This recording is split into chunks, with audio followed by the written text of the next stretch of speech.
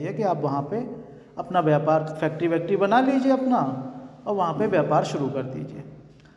तो आपको पता है कि लिखित में सारी बातें हो रही थी, जबकि कोई दूसरा कंट्री होता तो ऐसे ही भेज देता कि ठीक है चले जाओ, ठीक है ना, वहाँ पे अपना व्यापार करो। लेकिन वो लिखित में लिखा के लाए थे और यहाँ पे भी उन्होंने लिखित में परमिशन ली जहांगीर से, ठीक है ना। तो उसके थ्रू व्यापार शुरू किया और वहीं से इंग्लैंड के जो कानून हैं, जिसे हम संवैधानिक विधि कहते हैं, वो मतलब हमारे इंडिया में बनना शुरू हुए। जो कि आप LLB कर रहे हैं, आपको पता है LLB करने के लिए इंग्लैंड जाना पड़ता था।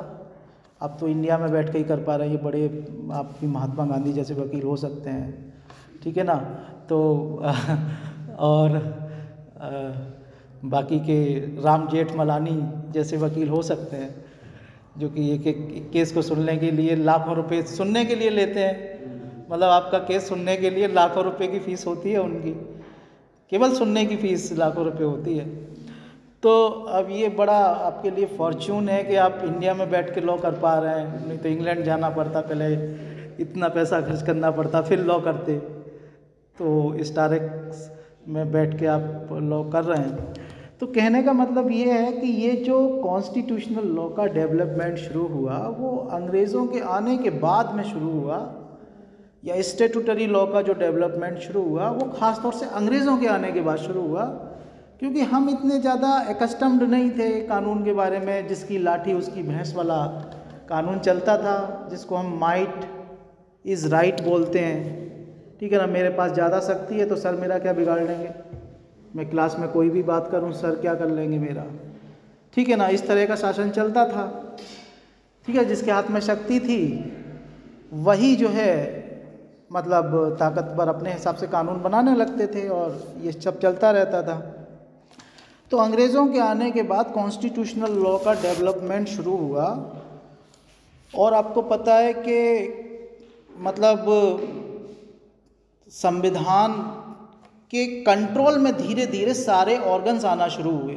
राजा भी इवन जो ये कहता था कि king can do no wrong, ये कहता था मैं तो कोई गलती नहीं कर सकता क्योंकि मैं राजा हूँ, तो वो भी संविधान के शिकंजे में फंस गया।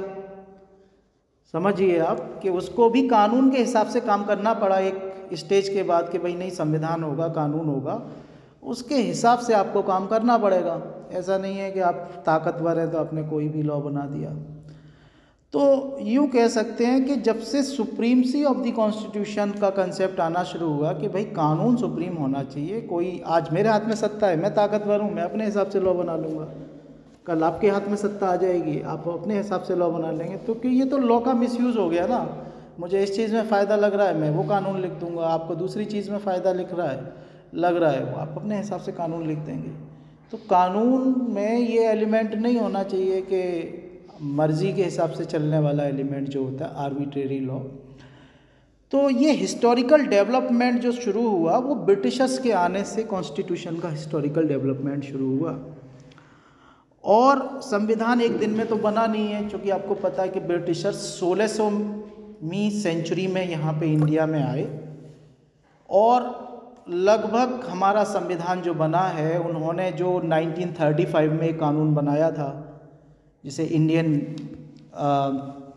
काफ़ी मतलब एक तरह का थोड़े बहुत राइट दिए थे लोगों को, क्योंकि लोग डिमांड कर रहे थे हमें राइट दो, हमें राइट दो।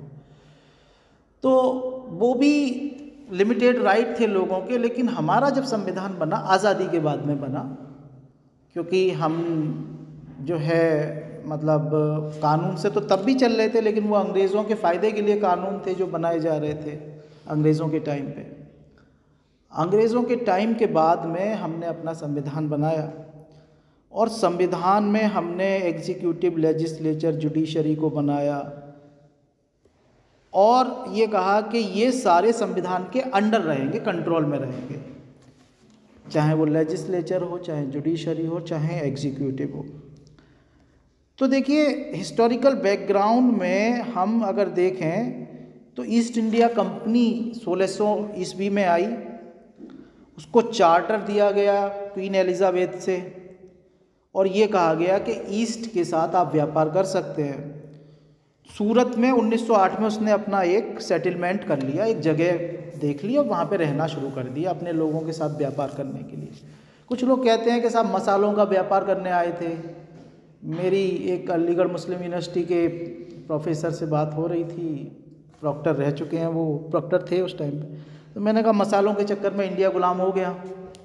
तो वो बड़े हंसे कि साहब मसालों का व्यापार करने आए थे अंग्रेज़ यहाँ पे, और इंडिया धीरे धीरे मसालों के चक्कर में इंडिया गुलाम हो गया।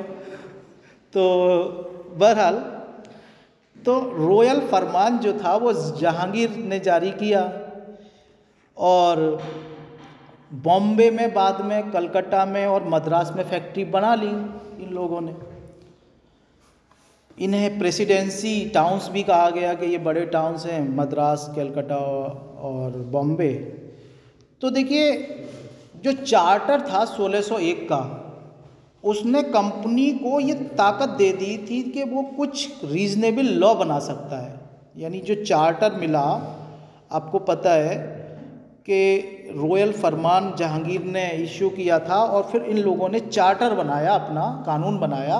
उसमें ये लिखा था कि हम कानून बना सकते हैं कुछ रीजनेबल, कुछ ऑर्डर भी दे सकते हैं, कुछ ऑर्डिनेंस भी पास कर सकते हैं गुड गवर्नेंस ऑफ कंपनी के लिए। यानी कंपनी की अच्छी तरह से कंपनी काम करे, गुड गवर्नेंस हो, इसके लिए कानून बना सकते हैं, ऑर्डर पास कर सकते हैं, ऑर्डिनेंस दे सकते हैं, ठीक है ना। लेकिन ये जो शक्ति थी वो माइनर लेजिस्लेशन की थी कि छोटे मोटे कानून बना लेंगे, ऐसा नहीं है कि इतने बड़े कानून बनाएंगे। जो कि मतलब अंग्रेज सी जो कानून चलता था, आपको पता है कॉमन लॉ बहुत पुराना लॉ है, जजमेंट लॉ, तो इतने कानून नहीं बनाएंगे कि अंग्रेज़ों का जो कानून इंग्लैंड में चल रहा है उसके खिलाफ ही कानून बना दें। छोटे मोटे अपने व्यापार चलाने के लिए कानून बनाने की इनको शक्ति दे दी गई थी। और चार्टर ऑफ 1726 पहला जो मेजर कानून था जो इन लोगों ने बनाया इंडिया में, ठीक है ना। तो यहाँ तक का डेवलपमेंट मेरे ख्याल से एनफ है।